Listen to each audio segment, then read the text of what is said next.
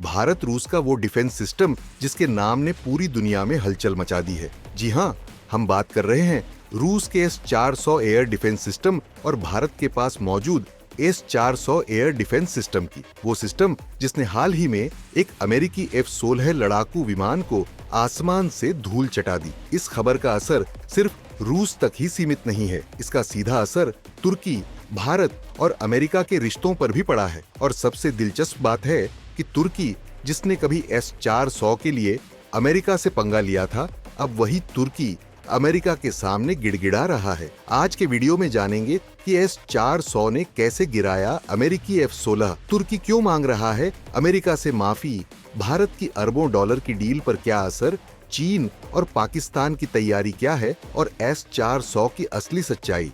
तो चलिए शुरू करते हैं। दरअसल रूस और यूक्रेन के बीच चल रहे संघर्ष में पहली बार S-400 ने अपनी क्षमता का ऐसा सबूत दिया है जिस पर रूस ने सालों से दावा किया था।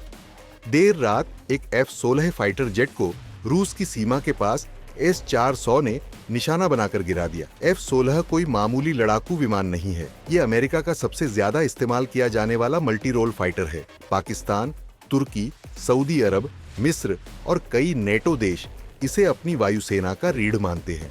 S-400 ने इस F-16 को 250 किलोमीटर दूर से लॉक कर लिया और हवा में ही उड़ा दिया। ये वही सिस्टम है जिसके बारे में रूस दावा करता था कि ये स्टेल्थ फाइटर जेट्स को भी गिरा सकता है। पर पिछले 2 सालों में यूक्रेन युद्ध में ये सिस्टम अपनी असफलता की वजह से विवादों में घिरा रहा। अब इस घटना के बाद तुर्की का बयान आया है जो हैरान कर देने वाला है। तुर्की के विदेश मंत्री ने अमेरिका से कहा है कि हम अपने S-400 को कचरे के डब्बे में डालने को तैयार हैं, बस आप हम पर लगे प्रतिबंध हटा लीजिए, बदले में हम आपसे 20 अरब डॉलर के हथियार खरीद लेंगे। जब तुर्की ने 2017 में S-400 खरीदा था तो अमेरिका भड़क गया था। F-35 फाइटर प्रोग्राम से तुर्की को बाहर कर दिया गया, CAATSA नामक प्रतिबंध थोप दिए गए। अब तुर्की ने घुटने टेकते हुए अमेरिका के सामने अपने S-400 हटाने की बात कह दी है। भारत ने भी रूस से 5 यूनिट S-400 सिस्टम खरीदे, वो भी बड़ी रकम पर,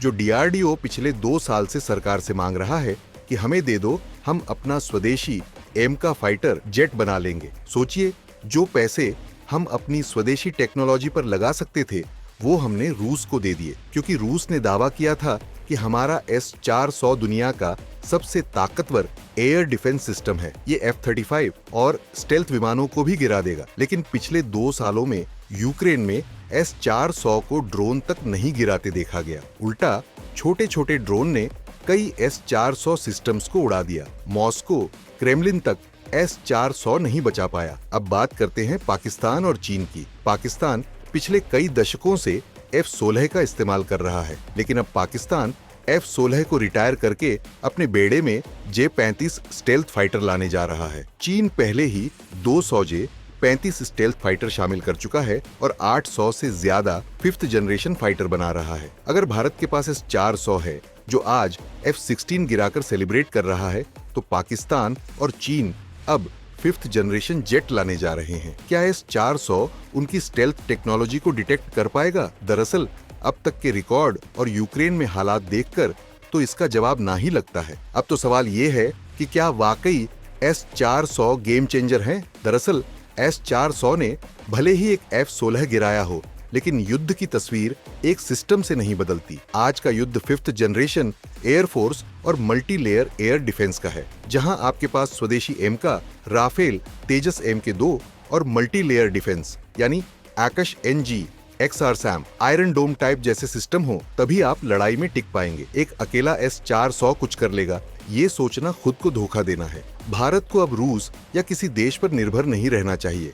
DRDO, HAL और प्राइवेट सेक्टर को मिलाकर तेजी से एमका, XRSAM और एयरबोर्न अर्ली वार्निंग सिस्टम को बढ़ाना चाहिए। अगर हमें चीन पाकिस्तान के 5वीं पीढ़ी के फाइटर का सामना करना है तो मेक इन इंडिया को असली हथियार बनाना होगा। खैर, S-400 ने F-16 गिराया, अच्छी बात है, लेकिन इससे भारत का युद्ध नहीं जीता जा सकता। हमें 5th जनरेशन फाइटर और मल्टी लेयर डिफेंस सिस्टम में निवेश करना होगा, वरना आज भारत F-16 गिराने की खुशी मना रहे हैं, कल J-25 या J-20 हमारी सीमाओं के ऊपर होंगे। अब आप क्या सोचते हैं, क्या भारत को और S-400 लेना चाहिए या अब स्वदेशी टेक्नोलॉजी पर फोकस करना चाहिए? हाँ या ना में कमेंट करके जरूर बताएं।